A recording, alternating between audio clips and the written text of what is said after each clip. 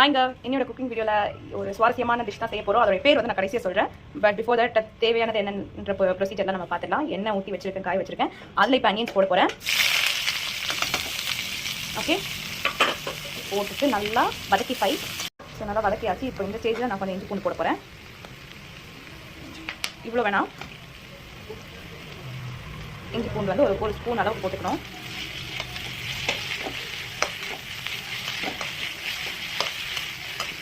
அடுத்ததாக தக்காளி அண்ட் பச்சை மிளகாய் ஆட் பண்ண போகிறோம். தக்காளி பச்சை மிளகாய் போட்டு இன்னொரு முறை வதக்கணும். அப்படி என்னதான் டிஷ் செய்ய போகிறோன்னு எனக்கே ஆவலாக இருக்குது. நான் இங்கே ஒரு கருவியாக மட்டும்தான் செய்யப்பட்டுருக்கேன். இப்போ நம்ம செஞ்சுட்ருக்க இந்த சமையல் வந்து ஒரு மருத்துவ சமையல் தான் சொல்லலாம். இப்படி ஃபாஸ்ட்டாக ஓடிட்டு இருக்க உலகத்தில், ஃபாஸ்ட் ஃபுட்டாக இருக்கிற இந்த உலகத்தில் வந்து இது ஒரு ஆரோக்கியமான உடல் நலத்துக்கு மிகவும் நன்மை உடைய டிஷ் தான் இது. இது வந்து நான் வந்து ஆய்ந்து வேக வச்சிருக்கேன் ஃப்ரெஷ்ஷான மணத்தக்காளியை ஆட் பண்ண போகிறேன். இது கிளீன் பண்ணி வச்சிருக்கிற ஃப்ரெஷ் மணத்தக்காளியை இதில் ஆட் பண்ண போகிறேன்.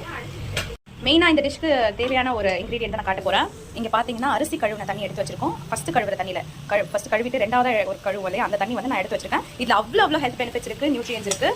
இதை எடுத்து நான் இப்போ ஃபுல்லாக இந்த மணத்தக்காளி கூட ஊற்ற போகிறேன். ஸோ இது கூடவே நம்ம தேவையான அளவு உப்பு போடுறோம்.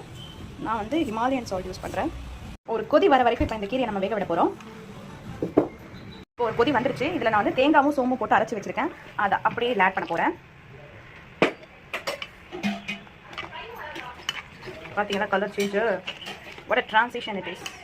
இப்போ கீரை ஆட் பண்ணுறதுக்கு நம்ம ஒரு தாளிப்பு தான் ரெடி பண்ணியிருக்கோம். அதுக்கு வந்து ஃப்ரெஷ் டீ அப்படின்னு நம்ம நம்புகிறோம். அதை ஆட் பண்ணியிருக்கோம். இப்போ சோம்பு ஆட் பண்ண போகிறோம். பயம் தான் என்ன சமையல் தான், அதிரடி சமையல் தான் இங்கே எப்போவுமே. தாளிச்சதும் தாளிப்பு எடுத்து இதில் போட்டுடலாம். இப்போ இது நல்லா மிக்சர் கொடுத்துடலாம்.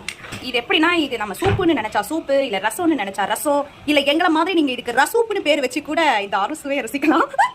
அண்ட் ஃபைனலி இதுக்கு பேர் வைக்க வேண்டிய நேரம் வந்துருச்சு. இதோட காதில் போய் நான் சொல்ல போகிறேன், கேட்டுக்கோங்க. மணத்தக்காளி சாறு டைம் கிடைச்சா சமைச்சு பாரு அப்படின்னு சொல்லிட்டு இந்த வீடியோ நாங்கள் எண்ட் பண்ணுறோம். Thank you so much.